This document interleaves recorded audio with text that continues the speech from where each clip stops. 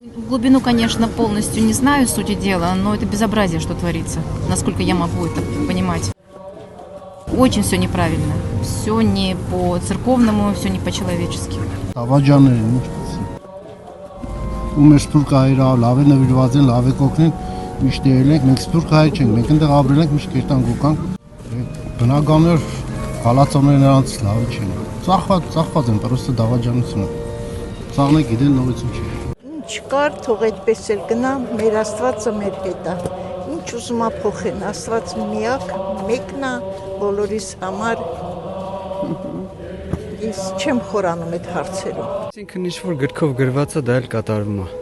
В данной ситуации не против меня больше всего не нравится то, что священника за слова посадили. Միմիայն ժողովուրդը, միմիայն